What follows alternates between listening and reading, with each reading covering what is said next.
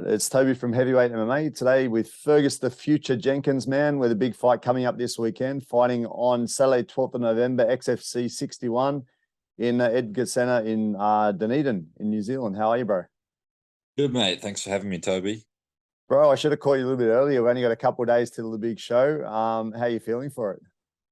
Really good. Just super excited today because it's been a couple of months since my last one, so just super amped to go. Got a bunch of stuff that I've been working on since the last fight that I just cannot wait to put into place in terms of my action plan on Saturday.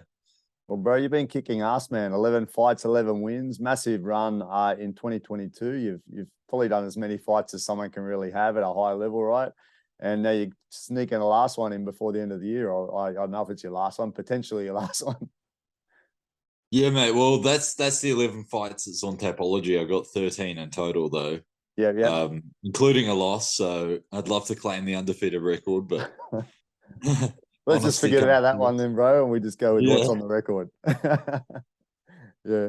No worries, bro. So you're fighting a gentleman called Aremiti Tinirau from Tahiti, right? Yeah, man, that's the one. Cool, man. I had a look at a couple of his fights. What are your thoughts of him, man? He's pretty muscular, pretty strong, he likes to fight by the look of it. Yeah. The first thing I noticed is he seems like a fairly small middleweight, but he definitely, for his size, relatively strong and powerful as well. And he just seems like he's down to scrap. So that's the perfect opponent. I don't think I'm going to be able to psych this guy out or anything. I just got to go in there and implement my skills, and that's just what the fight's going to come down to. I think he's going to be in there. He's not going to be intimidated. So it's just going to come down to skill if I want to overwhelm him. Yeah, that's like you said. He does seem like he likes to scrap. There's only a couple of fights I could find of him to actually see what he's like, but he definitely likes to move forward. Looks kind of slick with his boxing, right? Like he's got a bit of head movement, catches punches, and throws all right. But he runs straight into the clinch, but doesn't seem to be really looking for the takedowns as much as just getting into the clinch, right? In those couple of fights.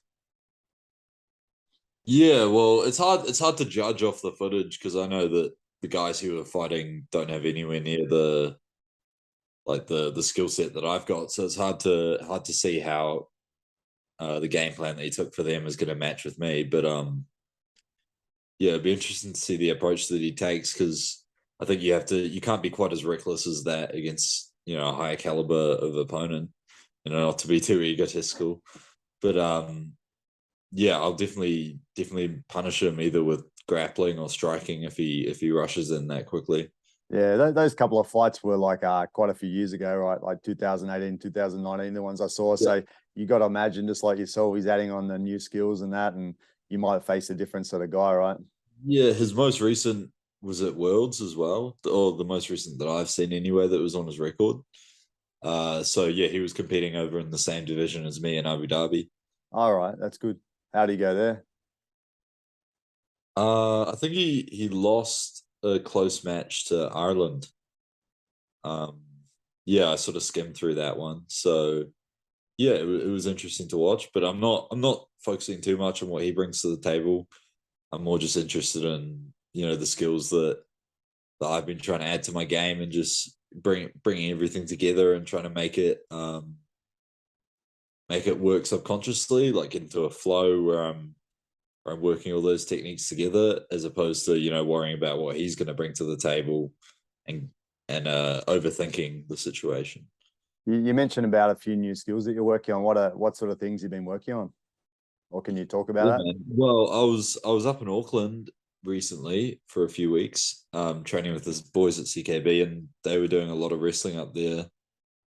Frank Hickman was in town for helping all those boys for their fights same weekend as me, and which was also convenient, like lining up my schedule in terms of when I'm fighting with the rest of the boys up there, and being able to sort of join them for a few weeks and be in sync with them. But yeah, working with Frank Hickman and doing all the wrestling up there, I've definitely added a few tools in that department, and then also just doing my own research and working with the boys back at home in Christchurch. Been looking at adding a lot of grappling stuff, and also obviously it's MMA, so fine-tuning the striking and everything. But at the same time, there's a million things you can work on in MMA, so you've got to you got to be concise in a way and focus on just a few things, because if you look too broadly, you won't be able to add things into your game, or like you'll be sort of have paralysis by analysis, to where you're not actually able to be fluent with the techniques in the cage because you've been practicing too many different things. So I've been trying to also work on just nailing down what I think is going to work best for me in the fight, and just focusing on that and trying to ignore everything else, rather than doing a million different techniques. And it's kind of like that Bruce Lee thing about 10,000 kicks. Just trying to focus on my A game, basically. Yeah, it makes sense, man. You're at the point where you can start to kind of fine tune more and drive towards particular areas too, right? Like particular things you want to work on and that you think complement your style rather than just the broad picture. Yeah, definitely. It's always a balance between, you want to be adding new things to your game, but you don't want to be forgetting what has worked for you in the past and what's gotten you to where you are.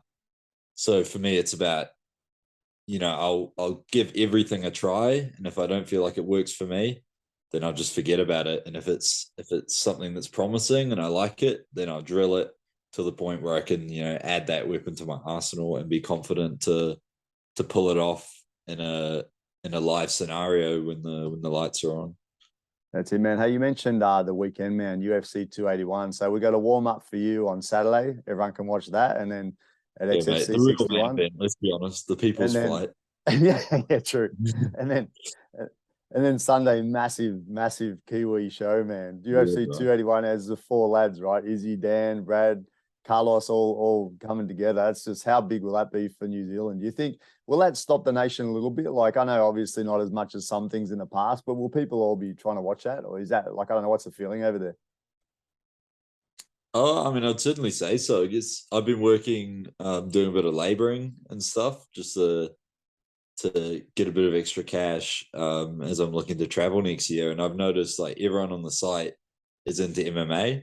Like, it's crazy the appeal, like how broad the appeal is of the sport, at least in New Zealand, probably everywhere. But yeah, it seems like everyone's excited for this fight, even people that, like, outside of my usual like training friends that would obviously be tuning in. So it seems like it's definitely captured the attention of the mainstream over here. And yeah, the main thing I'm trying to figure out is how I'm going to watch the fights, because I'll have my fight in Dunedin, and it's either try and get home as quickly as I can on Sunday morning to watch them back home in Christchurch, or I'd stay in Dunedin a bit longer. So that's what I'm trying to work out.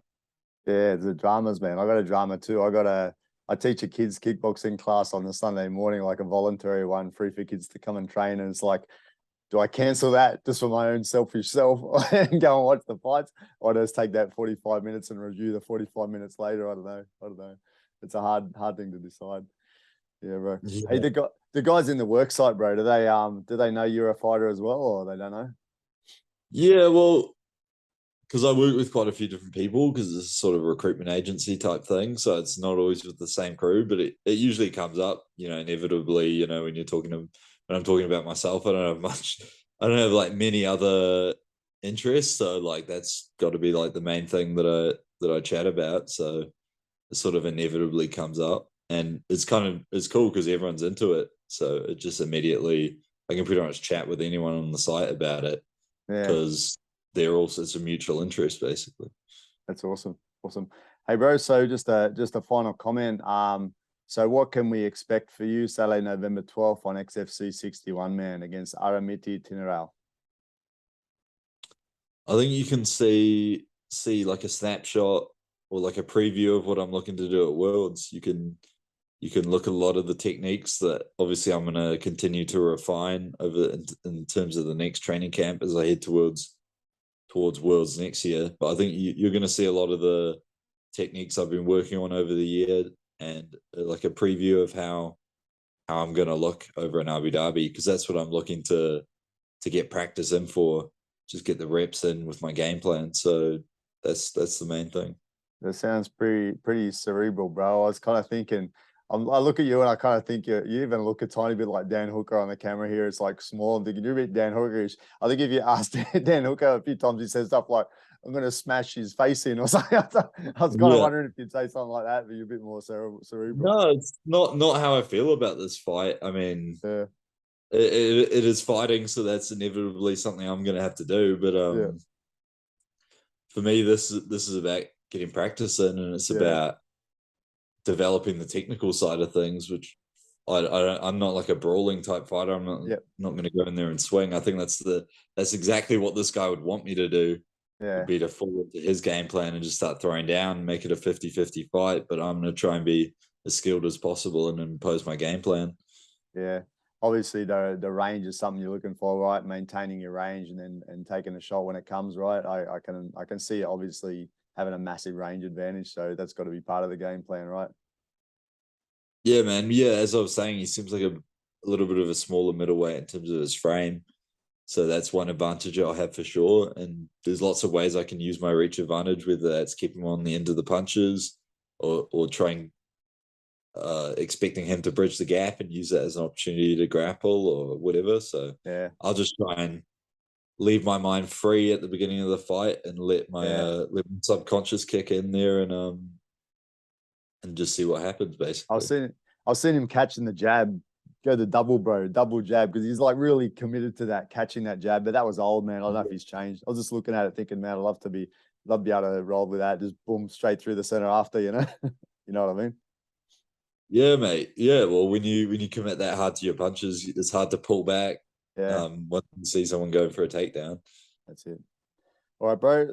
How's Coach Hostile going, man? All good?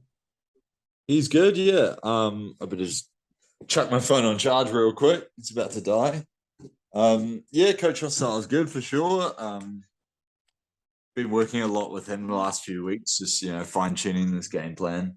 Yep. He's always got new ideas that he wants to add to the toolbox, so that's been real cool. It's cool doing pads with him because it's basically the closest thing you can get to a fight, without jumping in the cage and actually having a scrap with someone. Yeah, compared to when you do pads with other people, it's a bit more like you can feel the difference. But yeah, Karl really gets in your face and tries to simulate a fight, which is perfect in those few weeks leading up to the fight, like actually getting used to that and doing pads under the actual situation that you'll be fighting in. Yeah, I know what you mean, man. Some pad holders come with that real intensity, man, and some people don't like it, right? But I think it's very good because, like you said, it kind of simulates that intensity and that hostility that you get in a fight, right? Yeah, we even had a fight show last weekend. I was down helping out one of the boys, and I was just holding pads from out the back, just a few basic combos. And then Karl just basically ripped the mitts off me and showed me how it was done properly. And just gave my teammate the intensity that he needed right before the fight in the warm-up. Because that immediately starts kicking you into fight mode when people are, in your face swinging punches at you, even when they're holding the pads, compared to just sort of going through the motions with the combos. Cool. All right, man. Anyway, we've run out of time. We'll good luck with your fight, bro. We got the big fight Saturday on the 12th, and I'll be trying to watch if I can. And best of luck, man. Can't wait to see you successful again. Cheers, Toby. Thanks, mate.